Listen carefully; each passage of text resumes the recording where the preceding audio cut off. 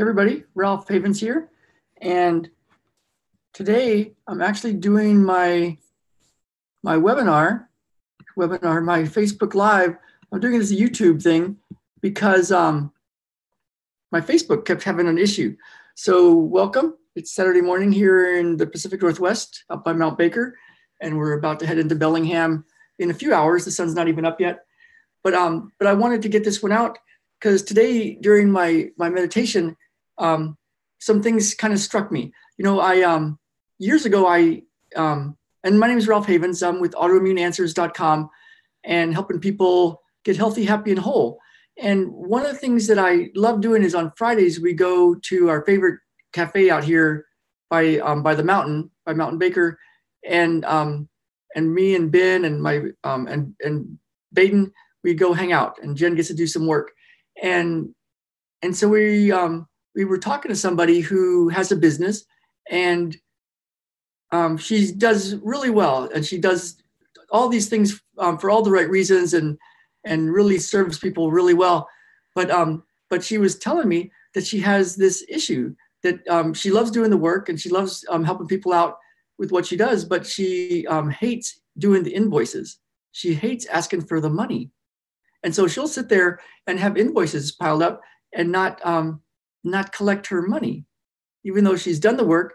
And she was talking like, well, it might be from the way she was raised and her parents and all sorts of stuff. And I won't talk too much about the particulars, but it reminded me of something, in the movie. I used to love this movie. I still own it. The expanded deluxe version of What the Bleep. And it's a really cool movie set in Portland, Oregon. And part of it was at the Baghdad Cafe and Theater, and really, really good. And talking about how your thoughts and your emotions control your reality. And it could be, of course, due to how you were raised and your parents and all sorts of stuff. But they talked about, to set up your day. One of the guys talked about setting up your day first thing in the morning and thinking the way you want to think and what you want to create and using your mind to create these realities. Then your day could then show up like that, with your abundance, with your money, with your love, with your business, with your work.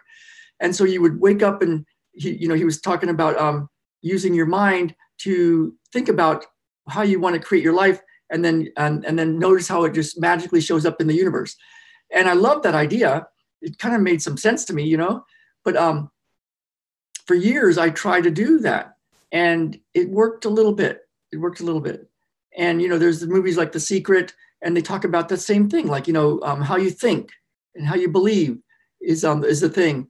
But there's this like veneer of how you think, but what do you really believe is down here. If you have a whole mountain of the way you really believe, and you keep trying to think a certain way, that's why stuff doesn't manifest, especially when you think of things like money, right? And so it reminded me of when I was in college. At one point I was at a camp kind of thing for the summer, and it was a thing.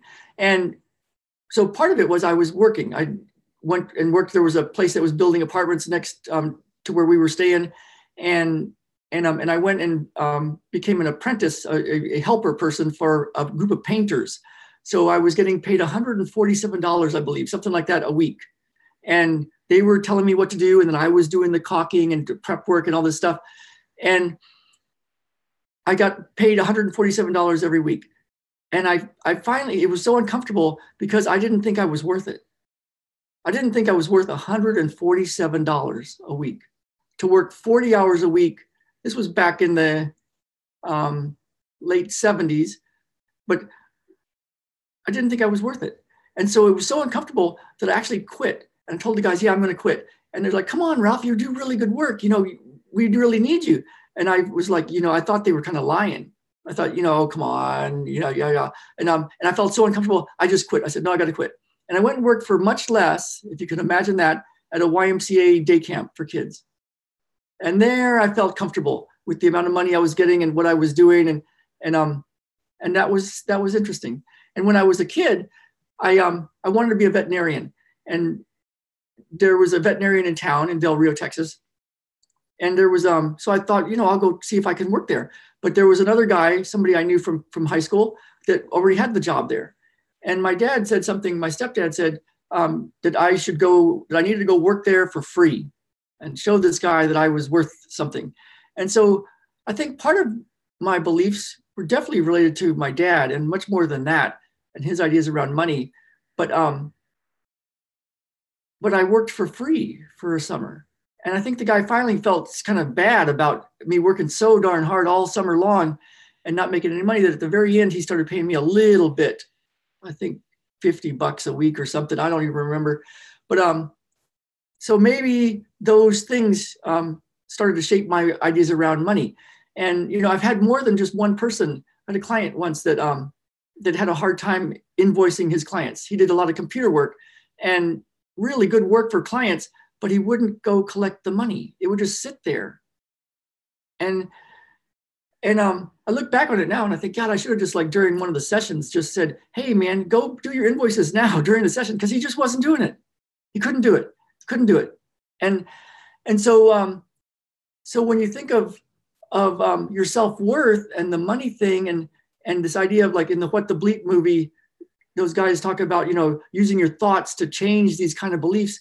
Can you really do that? Will it really work? Will it really clear the mountain of what you really think about yourself if you keep trying to just, like, change these beliefs? I found it didn't really work that well.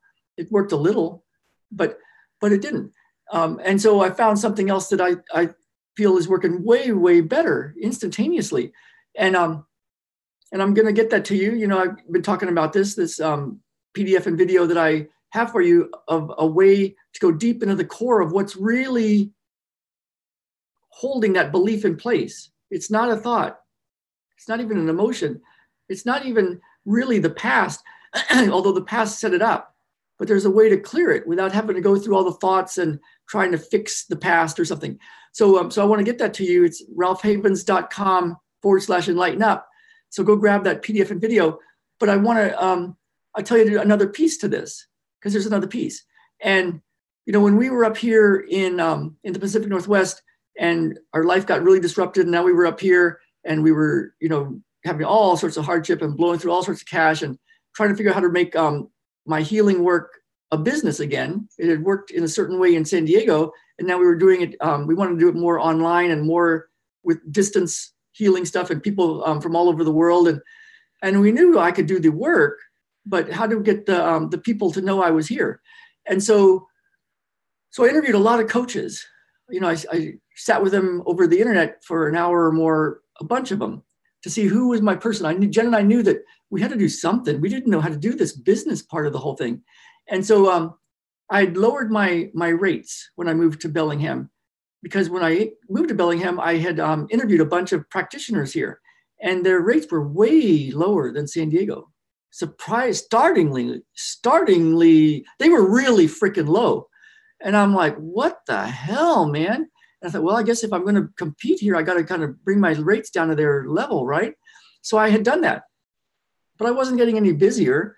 And I was still getting people that were complaining about the money of paying for services. And so I was in a funny spot. And so I had this coach that I thought, okay, I'm going to hire this coach, Kathy Wilkie from New York City. Now she lives in Southern California, but and that's a whole nother story. But she said, Ralph, I'll work with you, but you got to raise your rates. And I'm like, I don't have very many clients, right? And she says, no, it's crazy. It's ridiculous. You got to raise your rates or I'm not going to work with you. So she didn't say I'm not going to work with you, but she says, you got to raise your rates if you want to work with me. And so I thought, okay, I know I've interviewed the people. This is my person. I think she can really get me there. And I spent thousands of dollars that I didn't have on a credit card to sign up. And I said, okay, here's my new rates. And I hung up the phone, and within an hour, I got 3 calls from people from all over the world at my new rate.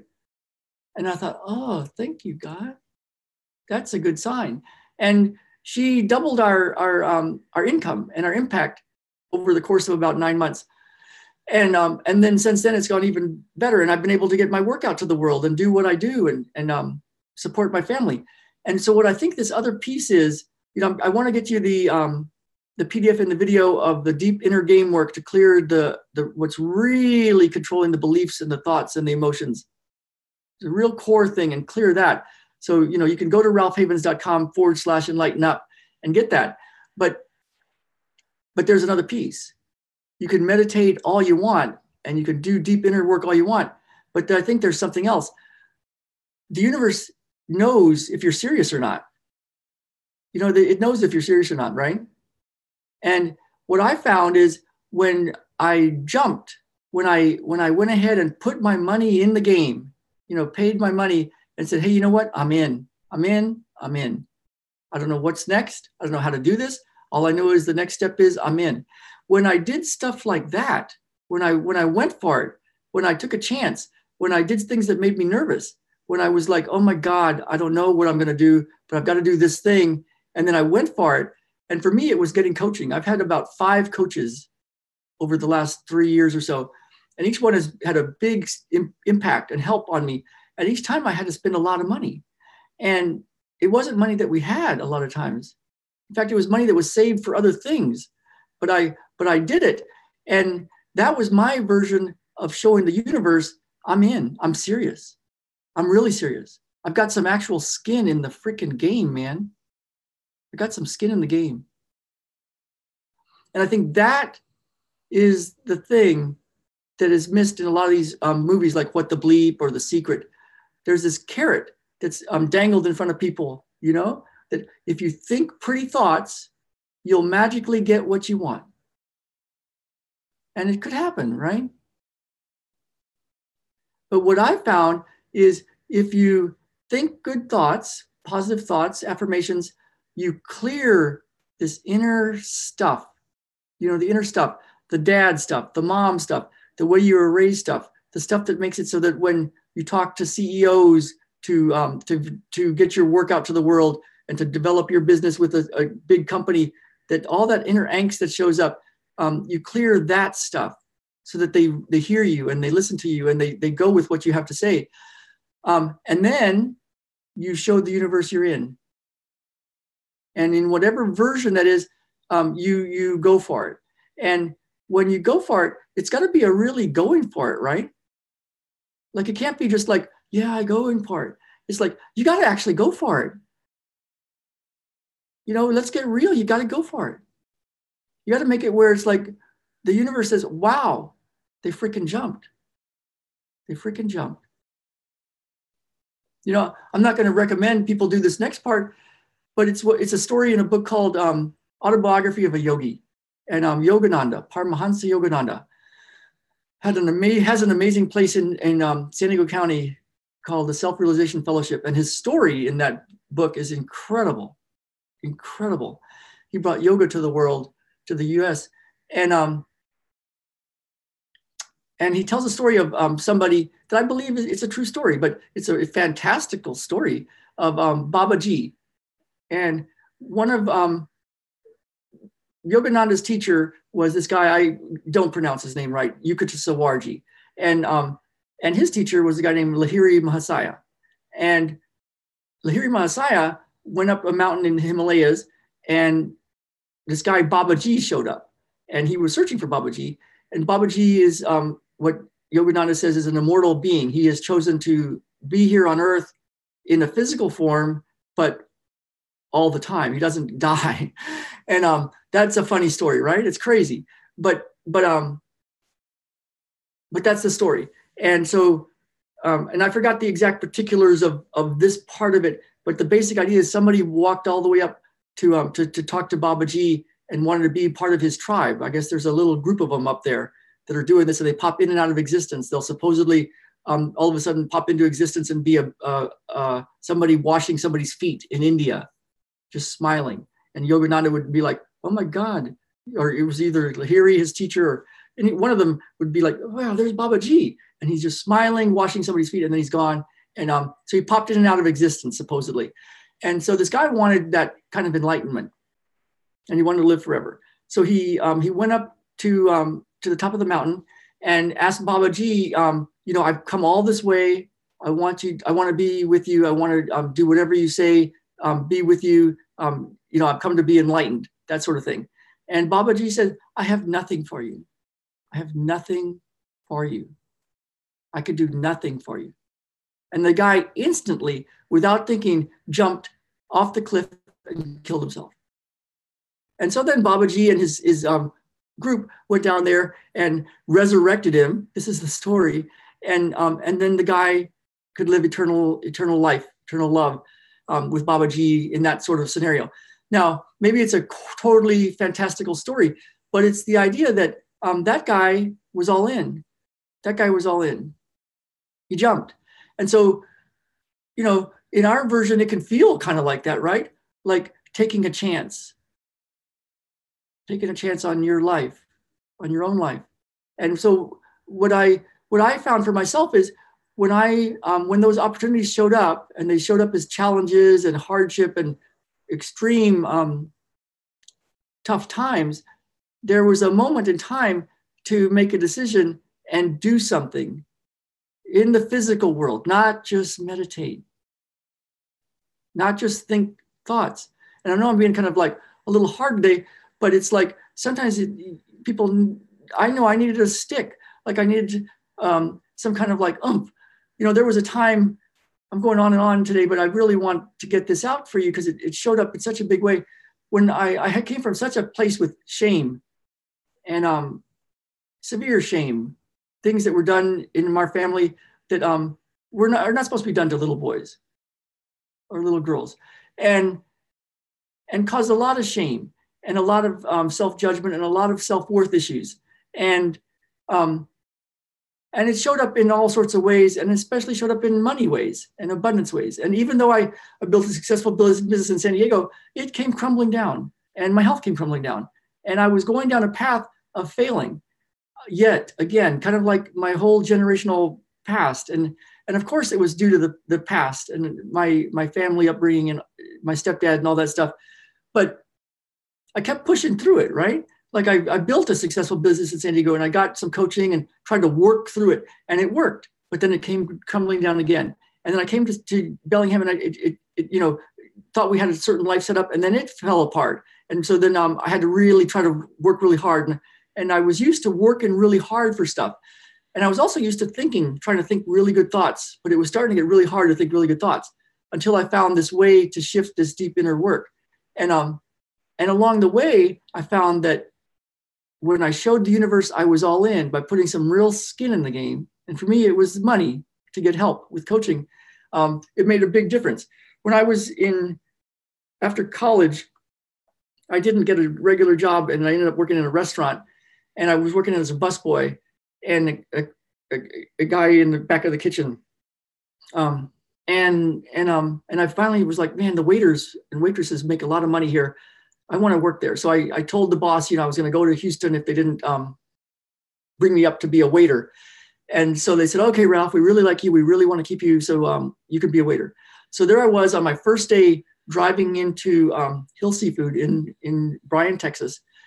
And I was absolutely terrified. And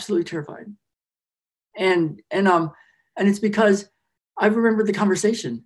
I was like, who the hell do I think I am? I'm just a kid from Del Rio, Texas. And these other people that are already waitresses and waiters, they're so much more advanced than me, and they're like so much better than me. And there's, they have more money than me, and they're just like better people than me. And what am I doing? And I was so scared. I just wanted to turn around and drive back. And like, I want to go back to being a busboy.